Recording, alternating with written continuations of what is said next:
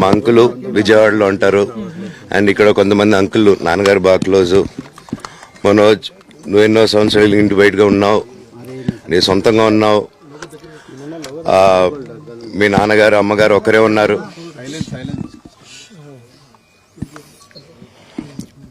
మీ నాన్నగారు అమ్మగారు ఒకరే ఉన్నారు. మీ అన్నయ్య ఏమో దుబాయ్కి షిఫ్ట్ అయిపోయాడు ఫ్యామిలీతో. మీ వైఫ్ ప్రెగ్నెంట్గా ఉంది. తనకి తల్లిదండ్రులు లేరు. తనకి ఇప్పుడు మీ అమ్మ అవసరం ఉంది, పెద్దోళ్ళు అవసరం ఉంది. నువ్వు అక్కడే ఎలా చూసుకుంటావు అంటే, నాకు ఆ రోజు మా భార్య కూడా ఒకసారి వాళ్ళు అన్ని చెప్తున్నారు కదా, ఎందుకంటే ఒకసారి వినండి అంటే, సరేమ్మా నీకోసం వస్తాను అని చెప్పి మళ్ళీ తిరిగి రావడం జరిగింది.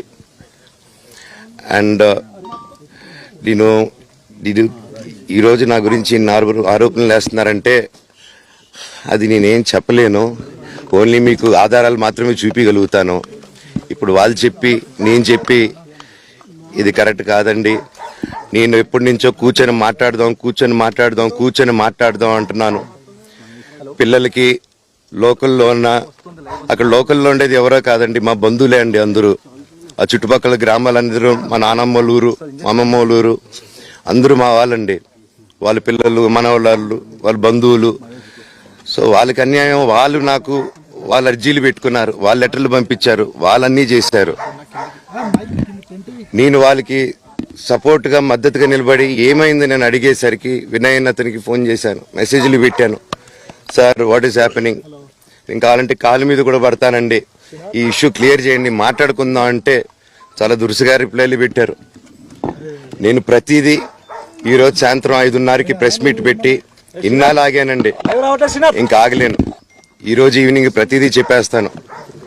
ఆ రోజు నేను పోలీసు సపోర్ట్ అడిగినప్పుడు స్టేషన్కి 100కి ఎందుకు ఫోన్ చేశాను, ఆ 100 దగ్గర నుంచి నేను పర్మిషన్ ఇస్తున్నాను, నాకు ప్రాబ్లం లేదు. మా అంకులు విజయవాడలో ఉంటారు. అండ్ ఇక్కడ కొంతమంది అంకుల్ నాన్నగారు బాగా క్లోజు. మనోజ్, నువ్వు ఎన్నో సంవత్సరాలు ఇంటి బయటగా ఉన్నావు, నీ సొంతంగా ఉన్నావు. మీ నాన్నగారు అమ్మగారు ఒకరే ఉన్నారు.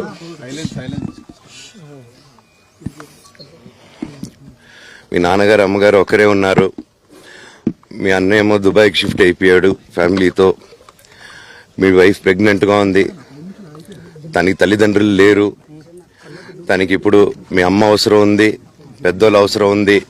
నువ్వు అక్కడే ఎలా చూసుకుంటావు అంటే, నాకు ఆ రోజు మా భార్య కూడా ఒకసారి వాళ్ళు అన్ని చెప్తున్నారు కదా, ఎందుకంటే ఒకసారి వినండి అంటే, సరేమ్మా నీకోసం వస్తాను అని చెప్పి మళ్ళీ తిరిగి రావడం జరిగింది. అండ్ నేను ఈరోజు నా గురించి ఆరోపణలు వేస్తున్నారంటే అది నేనేం చెప్పలేను. ఓన్లీ మీకు ఆధారాలు మాత్రమే చూపించగలుగుతాను. ఇప్పుడు వాళ్ళు చెప్పి నేను చెప్పి ఇది కరెక్ట్ కాదండి, నేను ఎప్పటి నుంచో కూర్చొని మాట్లాడదాం అంటున్నాను. పిల్లలకి లోకల్లో అక్కడ లోకల్లో ఉండేది ఎవరో కాదండి, మా బంధువులే అండి అందరూ. ఆ చుట్టుపక్కల గ్రామాలందరూ మా నానమ్మ ఊరు, మా అమ్మమ్మ ఊరు అందరూ మా వాళ్ళండి. వాళ్ళ పిల్లలు, మనవాళ్ళు, వాళ్ళ బంధువులు. సో వాళ్ళకి అన్యాయం, వాళ్ళు నాకు వాళ్ళ అర్జీలు పెట్టుకున్నారు, వాళ్ళ లెటర్లు పంపించారు, వాళ్ళన్నీ చేశారు. నేను వాళ్ళకి సపోర్ట్గా మద్దతుగా నిలబడి ఏమైంది నేను అడిగేసరికి వినయ్ అతనికి ఫోన్ చేశాను, మెసేజ్లు పెట్టాను. సార్ వాట్ ఈస్ హ్యాపెనింగ్, నేను కావాలంటే కాలు మీద కూడా పడతానండి, ఈ ఇష్యూ క్లియర్ చేయండి, మాట్లాడుకుందాం అంటే చాలా దురుసుగా రిప్లైలు పెట్టారు.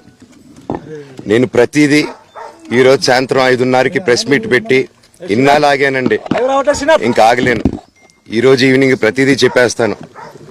ఆ రోజు నేను పోలీసు సపోర్ట్ అడిగినప్పుడు స్టేషన్కి 100కి ఎందుకు ఫోన్ చేశాను, ఆ 100 దగ్గర నుంచి నేను పర్మిషన్ ఇస్తున్నాను, నాకు ప్రాబ్లం లేదు.